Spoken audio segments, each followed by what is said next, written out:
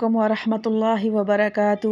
رب اشرح لی صدری ویسر لی امری واحلل عقدۃ من لسانی یفقہوا قولی۔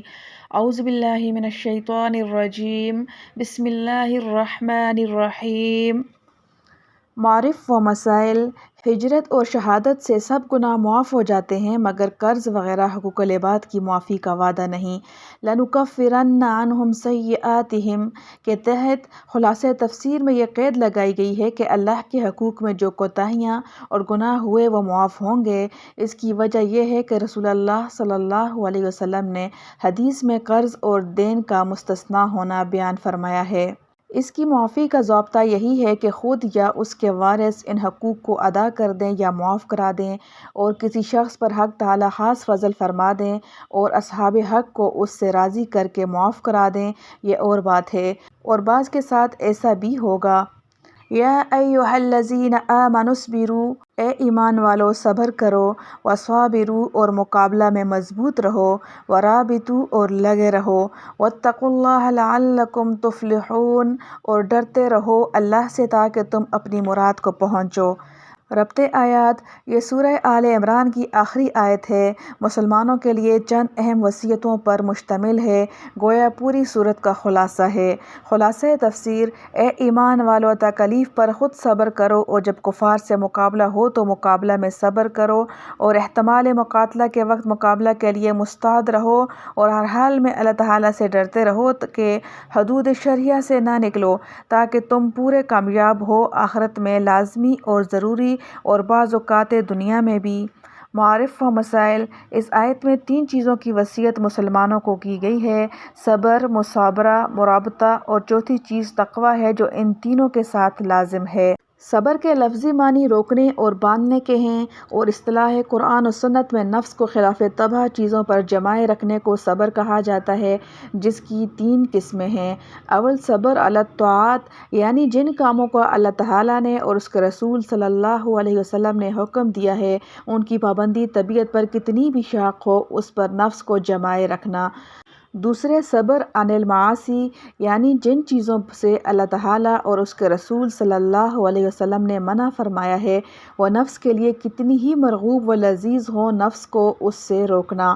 تیسرے، صبر علی المصائب، یعنی مصیبت و تکلیف پر صبر کرنا، حد سے زائد پریشان نہ ہونا، اور سب تکلیف و راحت کو حق تعالیٰ کی طرف سے سمجھ کر نفس کو بے قابو نہ ہونے دینا۔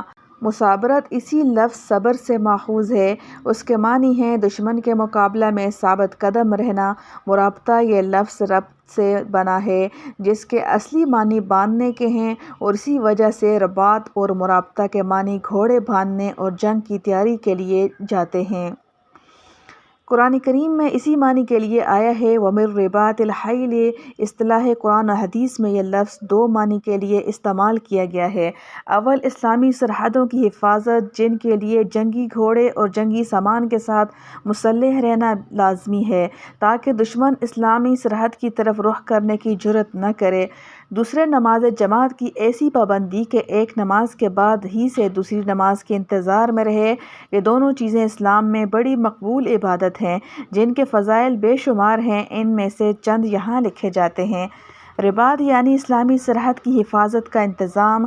اسلامی سرحدوں کی حفاظت کے لیے جنگ کی تیاری کے ساتھ وہاں قیام کرنے کو رباط اور مرابطہ کہا جاتا ہے۔ اس کی 2 صورتیں ہیں، ایک تو یہ کہ کسی جنگ کا خطرہ سامنے نہیں، سرحد مامون و محفوظ ہے، محض حفظ ما تقدم کے طور پر اس کی نگرانی کرنا ہے۔ ایسی حالت میں تو یہ بھی جائز ہے کہ آدمی وہاں اپنے اہل و عیال کے ساتھ رہنے بسنے لگے اور زمین کی کاشت وغیرہ سے اپنا معاش پیدا کرتا رہے۔ اس حالت میں اگر اس کی اصل نیت حفاظت سرحد کی ہے، رہنا بسنا اور کسب معاش اس کے تابع ہے، تو اس شخص کو بھی رباط فی سبیل اللہ کا ثواب ملے گا، خواہ کبھی جنگ نہ کرنا پڑے۔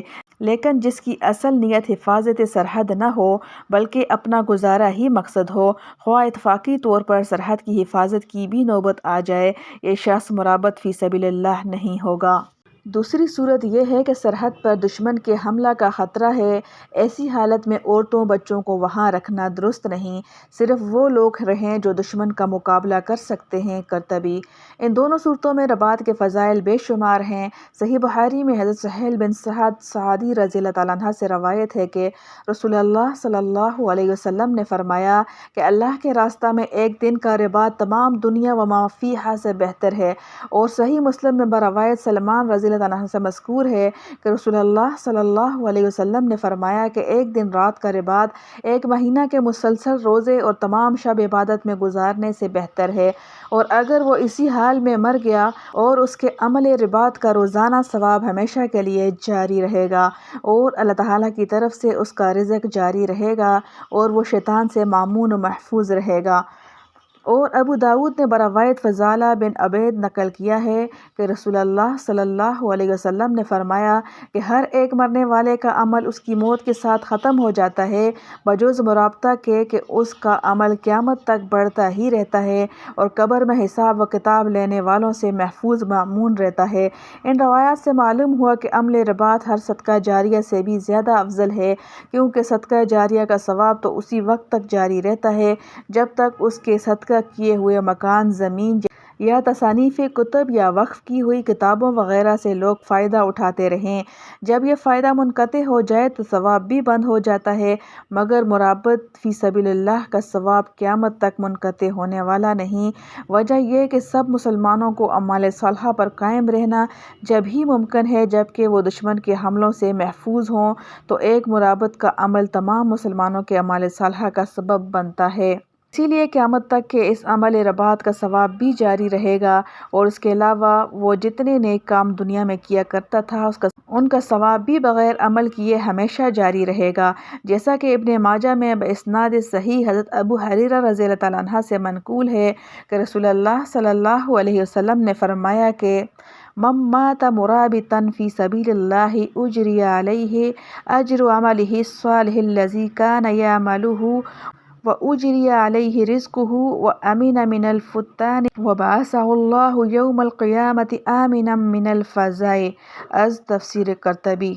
جو شخص حالت رباط میں مر جائے تو وہ جو کچھ عمل صالح دنیا میں کیا کرتا تھا ان سب اعمال کا ثواب برابر جاری رہے گا، اور اس کا رزق بھی جاری رہے گا، اور شیطان سے یا سوال قبر سے محفوظ رہے گا، اور قیامت کے دن اللہ تعالیٰ اس کو ایسا مطمئن اٹھائیں گے کہ محشر کا کوئی خوف اس پر نہ ہوگا۔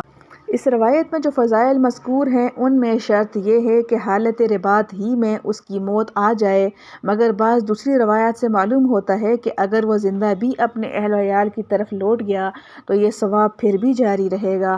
حضرت ابی بن کعب رضی اللہ تعالیٰ عنہ کی روایت ہے کہ رسول اللہ صلی اللہ علیہ وسلم نے فرمایا کہ مسلمانوں کی کمزور سرحد کی حفاظت اخلاص کے ساتھ ایک دن رمضان کے علاوہ دوسرے دنوں میں کرنے کا ثواب 100 سال کے مسلسل روزوں اور شب بیداری سے افضل ہے، اور رمضان میں ایک دن کا رباط افضل و اعلیٰ ہے 1000 سال کے صیام و قیام سے۔ اس لفظ میں راوی نے کچھ تردد کا اظہار کیا ہے، پھر فرمایا اور اگر اللہ تعالیٰ نے اس کو صحیح سالم اپنے اہل و عیال کی طرف لوٹا دیا تو 1000 سال تک اس پر کوئی گناہ نہ لکھا جائے گا، اور نیکیاں لکھی جاتی رہیں گی، اور اس کے عمل رباط کا اجر قیامت تک جاری رہے گا۔ قرطبی۔ نماز جماعت کی پابندی، ایک نماز کے بعد دوسری کے انتظار میں رہنا بھی رباط فی سبیل اللہ ہے۔ ابو سلمہ بن عبد الرحمن رضی اللہ تعالیٰ عنہ کی روایت ہے کہ رسول اللہ صلی اللہ علیہ وسلم نے فرمایا میں تمہیں وہ چیز بتاتا ہوں جس سے اللہ تعالیٰ گناہوں کو معاف فرما دیں اور تمہارے درجات بلند کریں۔ وہ چیزیں یہ ہیں: وضو کا مکمل طور پر کرنا، باوجود کہ سردی یا کسی زخم و درد وغیرہ کے سبب اعضائے وضو کا دھونا مشکل نظر آ رہا ہو، اور مسجد کی طرف کثرت سے جانا، اور ایک نماز کے بعد دوسری نماز کا انتظار۔ پھر فرمایا ذالکم الرباط، یعنی یہی رباط فی سبیل اللہ ہے۔ امام قرطبی رحمۃ اللہ علیہ نے اس کو نقل کرنے کے بعد فرمایا کہ اس حدیث کی روح سے امید ہے کہ جو شخص ایک نماز کے بعد دوسری نماز کے انتظار کی پابندی کرے اس کو بھی اللہ تعالیٰ وہ ثواب عظیم عطا فرما دیں گے جو رباط فی سبیل اللہ کے لیے احادیث میں مذکور ہے۔ فائدہ: اس آیت میں اول تو مسلمانوں کو صبر کا حکم دیا گیا ہے جو ہر وقت ہر حال میں ہر جگہ ہو سکتا ہے، اور اس کی تفصیل اوپر بیان ہو چکی ہے، دوسرا حکم مصابرہ کا جو کفار سے مقابلہ اور مقاتلہ کے وقت ہوتا ہے۔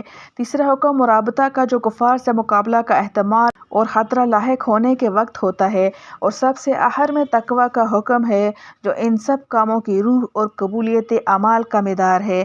یہ مجموعہ تقریباً تمام احکام شرعیہ پر حاوی ہے۔ حق تعالی ہم سب کو ان احکام پر عمل کرنے کی توفیق کامل عطا فرمائے۔ وَلِلَّهِ الْحَمْدُ أَوَّلَهُ وَآخِرَهُ۔ سورہ آل عمران تمام شد۔ الحمد للہ حمدًا كثيرا طيبا مباركا فيه كما يحب ربنا ويرضى. اللهم أحسن عاقبتنا في الأمور كلها وأجرنا من خزي الدنيا وعذاب الآخرة.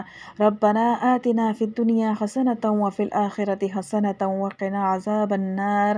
ربنا هب لنا من أزواجنا وذرياتنا قرة أعين واجعلنا للمتقين إماما. اللهم صل على سيدنا محمد النبي أمي وعلى آله وسلم تسليما. ربنا تقبل منا إنك أنت السميع العليم.